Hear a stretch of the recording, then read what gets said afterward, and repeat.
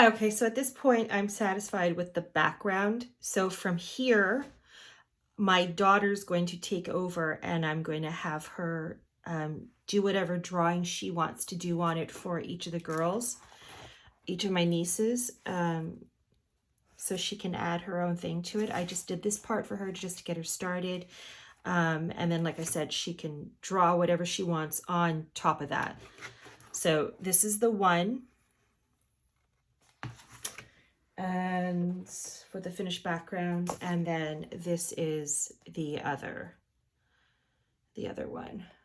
So I'm happy with the way those have turned out just for backgrounds.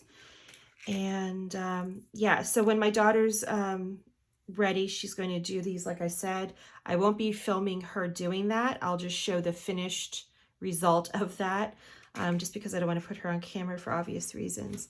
But otherwise, once that is done, then we'll go on to the next stage, which will be choosing or selecting the inside pages of the book. So watercolor paper, scraps of paper, other kinds of art paper, whatever it is. So I'll gather some papers and give you an idea of what sort of things you can put in here. And then we'll go from there in creating the spine, the holes in the spine and everything, and inserting those pages into there. So we're nearing the finish line. We're about halfway through. But like I said, this is the fun part. This is the part I really like because this adds the personality and the energy of the whole journal. So I love this part. So I think that's it for now. I also know I have to gesso this side on both of them because I didn't do that yet. And then another video too will also talk about the different closures you can add to a journal. These ones I'll probably add grommet. I'll also be introducing you to the tool that I use to put the holes in and the grommet. It's the same tool. It's really handy. I'll actually discuss a couple of different methods you can use. One is one that you buy the tool. It's a bit pricey, but if you're going to be doing these a lot, then it's worth the investment. But if this is a one-time thing for you, then there's another inexpensive way to make the holes. So we'll discuss both, but that'll be another video once we get to that stage. Otherwise, that's it, I think, for today. Okay, I'm back. I thought I was done for the day. Actually, as I was sitting here cleaning off my hands with all the paint, I thought I would show you very quickly just some of the art tools I use. I obviously use acrylic paint. I use different brands of acrylic paint.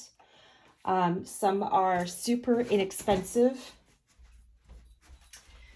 and some are a little bit more expensive artist quality paint. So my inexpensive ones, which you've already seen me use, is ones like these. We've all seen these.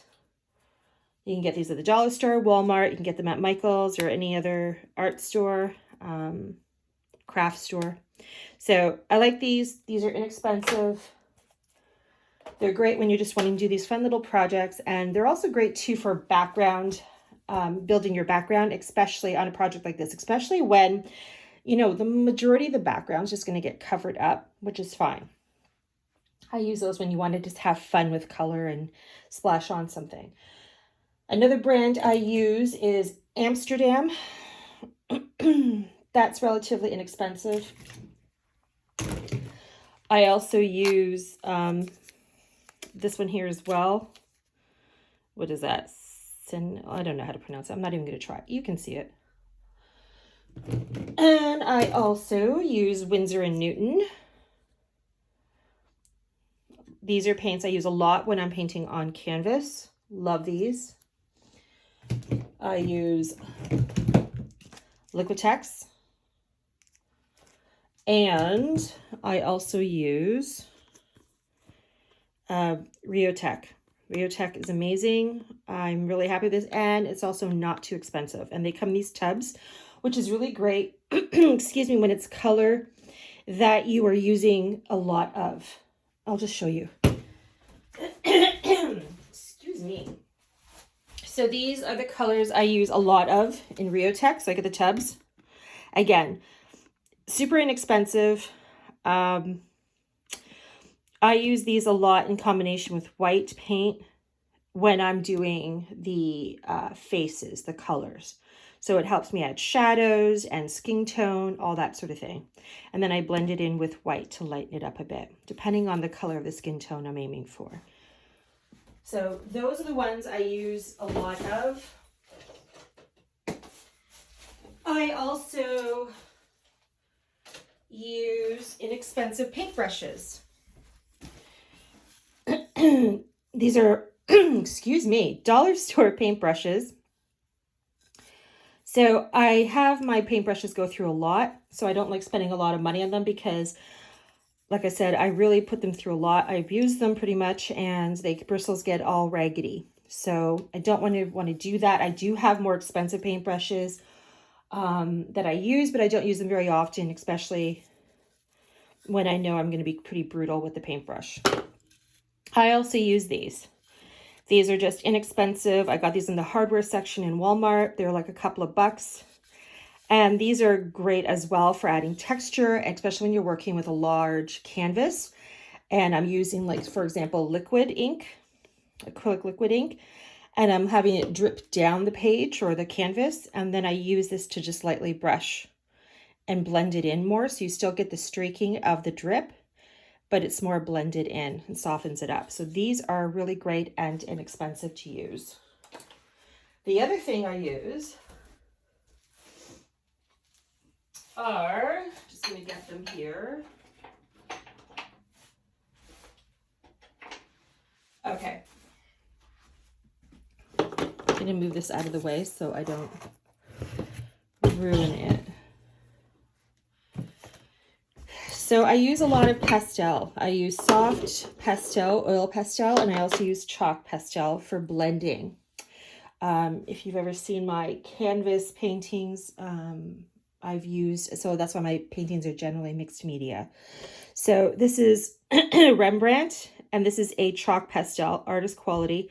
These are excellent. You put them on, and I usually use just my fingers and give a smooth smudging finish to it. These are more inexpensive. They are Prismacolor chalk pastel. These are great as well. You can also dip your paintbrush in water and use that as well with it. It gives a really nice effect. And there's that name again. It's the same one as the paint that I have. Sennelier, whatever. I'm really bad with pronunciation. Anyway, these are oil pastels. And these are wonderful as well, and I use them a lot as well. Now, having said all that, I also have, if I can find, let me see if I can find it. Just give me a second. I have so much mess here when I get going with something. Okay, I don't know where it went to. This is what happens when I rearrange. I can't find things. Oh, here we are. Okay. So, I bought these two gelatos. These are metallic. They're all right. They're good. I don't use them as often, but they're fun. Actually, I might use them on the journal covers for the girls. These are inexpensive oils. I got these a package of these at Walmart. These are great. They're just, you know what, when you're first starting out, especially with working with pastels, or you're just not wanting to spend a lot of money, but wanting to still build up an art supply for yourself, these are just fine to use too. Again, I just brush it on and then I smudge just to soften up the line. One of the first pastel sets I bought myself years ago was these Portfolio Crayola pastels. These are water soluble, so you literally put it on the paper and you get your wet brush and it almost acts like a watercolor. So these are really great. You don't have to use water. I've also used my finger, like again, and just smearing it in. So these are great and inexpensive for what you get. You get a whole pack of them. So those are this. So you have these ones, which are more, you know, like these ones here and these ones here. which are more for crafters, and when you're just starting out with, you know, very low budget. And then you have the more expensive ones if you want to invest a bit more because you're in this for the long haul with regards to art and creativity. So you have that as well. So anyway, just wanted to show you those. And I think that's pretty much it when it comes to the main things that I use all the time for tools and stuff. Otherwise, anyway, just wanted to share that with you, and hopefully you got something out of that.